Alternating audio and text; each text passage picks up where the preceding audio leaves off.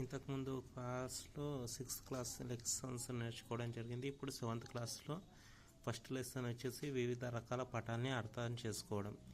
పటాలను అర్థం చేసుకోవడం అంటే ఆ పటంలో ఎక్కడెక్కడ ఏమేమి ఉన్నాయి అనేటి ప్రదేశాలు ఏమున్నాయి, దాని యొక్క ఉష్ణోగ్రత ఏంటిది, శీతోష్ణ స్థితి ఏంటిది అనేది తెలుసుకోవడానికి ఉపయోగపడేటివే పటాలు అన్నట్టు. ఈ పటాల్లో మానచిత్రాలు ఉంటాయి.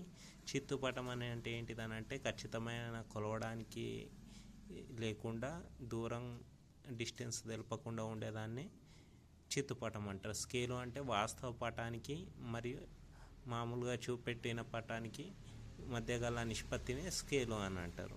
తర్వాత వచ్చేసి మనకి కర్ణాటకలో పశ్చిమ కనుమల సతతహరిత అరణ్యాలు ఉంటాయి. దక్షిణ అమెరికాలో బ్రెజిల్ దేశంలోని కోకోనా బీచ్ అనేది ఫేమస్ అన్నట్టు. దక్షిణ అమెరికా అనేది ఖండం అండి, ఇక్కడ గుర్తుంచుకోవాలి. కర్ణాటక అనేది రాష్ట్రము. సతతహరిత అరణ్యాలు అంటే ఎప్పటికీ పచ్చగా ఉండే అరణ్యాలు. ఆఫ్రికా ఖండం లిబియా దేశంలోని సహారా ఎడారి. ఆఫ్రికా ఖండంలో లిబియా దేశంలో సహారా ఎడారి ఉంటుంది. ఇది ప్రపంచంలో అతిపెద్ద ఎడారి సహారా ఎడారి. లిబియా అనేది అత్యంత ఉష్ణోగ్రతను కలిగి ఉంటుంది. ఎందుకనంటే ఇది భూమధ్య రేఖకు దగ్గరగా ఉండడం వల్ల ఇది అత్యధిక ఉష్ణోగ్రత కలిగి ఉంటుంది. అంటార్కిటికా ఖండం అనేది మంచుతో కప్పి ఉన్న ఖండంగా పేర్కొంటుంది. మంచుతో కప్పి ఉన్న సముద్రం ఏది అంటే అంటార్కిటికా మహాసముద్రం అండి. తర్వాత వచ్చేసి మనకి నది కానీ ఈ గుర్తులు కానీ అనేటి మనకి బిందువులు కానీ రేఖ ప్రదేశం అనేటివి మనం ఇట్లా సూచిస్తామండి. తర్వాత వచ్చేసి మనకి రాష్ట్రాలు రాజధానులు అని అంటే జమ్మూ యొక్క రాష్ట్ర రాజధాని శ్రీనగర్ అని, హిమాచల్ ప్రదేశ్ సిమ్లా, పంజాబ్ చండీగఢ్, రాజస్థాన్ జైపూర్, గుజరాత్ గాంధీనగర్, ముంబై మహారాష్ట్ర, మధ్యప్రదేశ్ భోపాల్, ఉత్తరప్రదేశ్ లక్నో, జార్ఖండ్ రాంచీ, తెలంగాణ హైదరాబాద్, కర్ణాటక బెంగళూరు, కేరళ తిరువనంతపురం, తమిళనాడు చెన్నై, ఆంధ్రప్రదేశ్ అమరావతి, పశ్చిమ బెంగాల్ కోల్కత్తా, త్రిపుర అగర్తల, అస్సాం దిస్పూర్.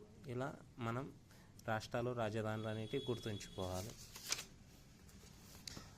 ఒక పటంలో మనం భూమి మీద ఉండే ఎత్తును ఎలా కొలుస్తామంటే సముద్ర మట్టం నుంచి కొలుస్తాం. ఇలా సముద్ర మట్టం నుంచి కొలవడం వల్ల మనకి ఎత్తులు అనేటివి ఎటు వెళ్లకుండా సమానంగా వచ్చే అవకాశం ఉంటుంది.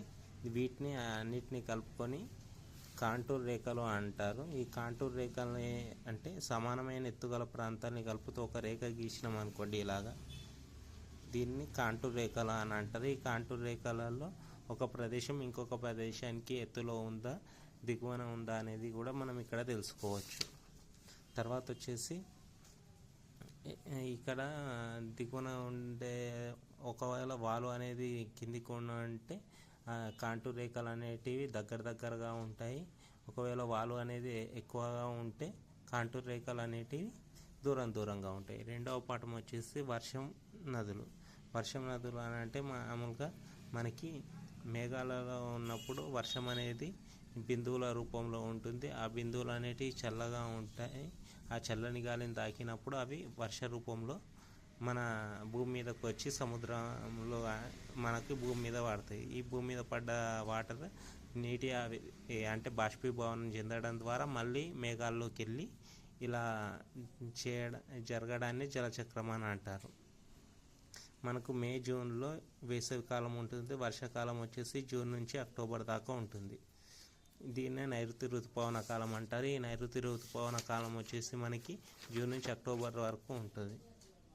బాష్పీభవనం అని అంటే నీటి ఆవిరిగా మారే ప్రక్రియనే బాష్పీభవనం అని అంటారు. ఇలా నేరుగా బాష్పీభవనమై మేఘాల్లో వాటర్ లాగా స్టోరేజ్ అవుతుంది. తర్వాత వచ్చేసి మనకి జలచక్రం అని అంటే చెప్పుకున్నాగా. అవపాతం అంటే వివిధ రూపాల్లో గాలిలోని తేమ భూమి మీద పడడం, అంటే పొగ కానీ తుషారం కానీ వడగండ్లుగా కానీ మారి అనేక రూపాల్లో భూమి మీద పడుతుంది. ఆర్ద్రత అంటే అదృశ్యంగా ఉన్న నీటి ఆవిరిని ఆర్ద్రత అంటారు.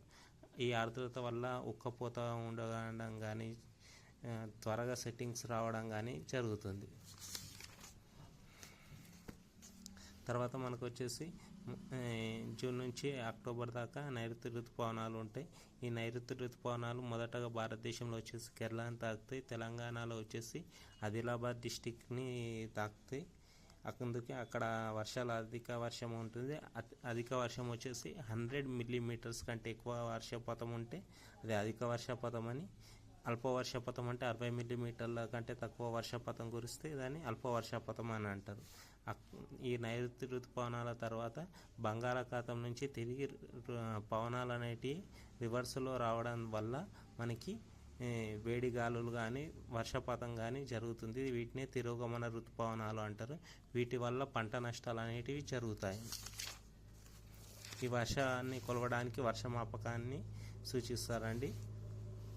మామూలుగా వర్షం వచ్చినప్పుడు ఇది బాటిల్ అనేది తీసుకెళ్ళి వర్షం అక్కడ పెడితే మనకి వర్షం ఎంత పడింది అనేది ఈజీగా తెలిసిపోతుంది. తెలంగాణలో డెల్టాలో ఉంటాయి.